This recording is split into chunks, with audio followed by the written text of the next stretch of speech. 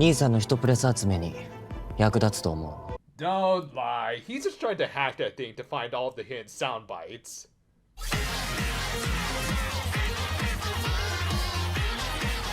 We opened this week with Knivel performing a little surgery on Magen. Obviously, it was meant to give him a modded Gavv in order to use their disguised USBs, but he was also giving him a very special kind of tummy mouth. And with it, they expected him to deal with the Kamen Riders. I remind you, this centipede head with the voice of a bee was doing all of this just to get his fix. And all of this backroom stuff that Knivel was doing was raising some red flags for his older brother, though he claimed it was all for the good of the company, at least before the tariffs kicked in. Meanwhile, Shoma and Sachika had taken a clean job, but the former felt like something was off. しかしてストマック社の一プレス出席所かもと思って念のため。 I mean, to be fair, I do think that's one of Toy's lesser used sets. Maybe you'll have a little better luck with that one brown warehouse they use all the time. But yeah, while this probably wasn't a major plot point or anything, it is interesting to see that Shoma is understandably becoming a little more paranoid, as the conflict with his family was intensifying now that they did have a major financial partner with the president of their world. Thus, he did need all the help he could get, which his grunkle was also going to provide. Me when I have to review 4 shows in a row every week. Meanwhile, Hanto was continuing his search for anyone possibly related to Shoma's mom, but his latest lead led him to another dead end. However, a man who just so happened to wear very similar clothes as Magen walked in and offered to help him. 何かお探しですか? Sir, did you steal Wataru Takagi's voice? So, yeah, a little explanation. This guy on screen right now is Shinichi Nihashi, a stunt actor who has been playing Magen with and without the centipede head. However, they made it so that he'd still have Wataru Takagi's voice even in this human form, and to the show's credit, the dub-overs isn't too noticeable, and it kind of helps that Takagi and Nihashi do kind of look alike, so it's not like the Gator Grand New clearly not matching up with the voice at all. And if that wasn't already complicated enough, this character actually has a third actor to him, who we'll get to in just a bit. Though before that, Magen led Hanto to a secluded spot and attacked him with some enhanced Grand Newt abilities. In the process, the writer discovered that he had replaced his Gavv with one of the ones from the Bitter Gavs, and he didn't use it to finish off Hanto and just kind of left. Now I am leaving Earth for no reason! I mean, I guess he figured that Hanto was as good as dead because he doesn't understand how humans function, but still, it's kind of overly plot convenient. In a case, he then moved on to Lakia, who was trying to find his breakfast, and since he was also a Grand Newt, Magen also tried some Earth Rocks. なんと大味で雑味の強い。私の口に合わん。 Okay, now this dude's just turning to Okuyasu with his overly refined palate.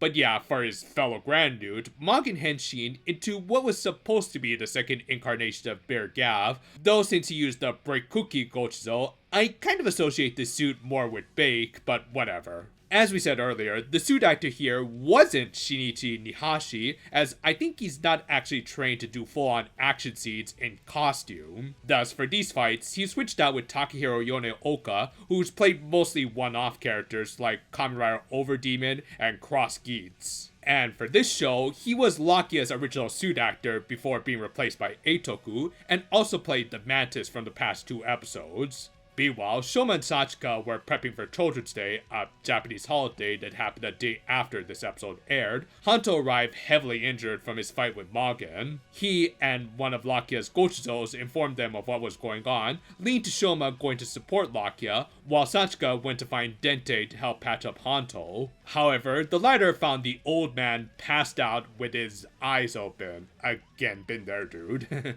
But yeah, in spite of what the preview for this episode suggested, he was still alive, but with a few less teeth. 歯磨きをサボってしまって、このざまじゃ。信じらんない。 Oh, so that's why this thing's chompers are so yellow. Actually, in a legit nice bit of visual storytelling, Sachika noticed a few of Dente's teeth next to his latest invention and was able to put two and two together. Yeah, the actual reason Dente faded was from the shock of pulling out his own teeth just to use them as material for Shoma's new power-up. This was legit my favorite part of the episode because goddamn, Dente is such a good uncle to Shoma. And sure enough, he would need this new power-up, as after Mugen was probably the first guy to ever beat Lakia in this entire series, Shoma was also in trouble after his ice cream Gochizo melted. By the way, the fight they had beforehand was actually pretty good, at least for the brief moment he was able to use the Blizzard Swordblade form. However, it wasn't going to be the real star of this episode,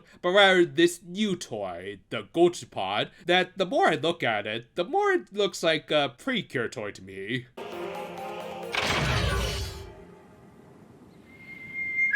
And apparently it has the same level of quality control. Actually, as it turned out, it had a hefty activation requirement that they did know about, and that Dente didn't bother to mention to Sachika for some reason. But hey, gotta give Shoma this admittedly pretty awesome moment where he managed to block Mugen's sword attack with his tummy mouth. Seeing this motivated the Gochizo to do their part and fill up the pod.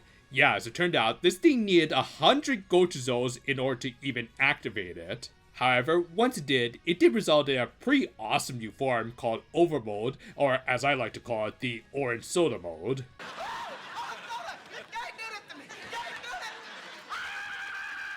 And I will say, I do really like this design, as orange and purple are surprisingly good complementary colors, and that headpiece, which was basically a stretched out version of Shoma's base gummy form, was just awesome.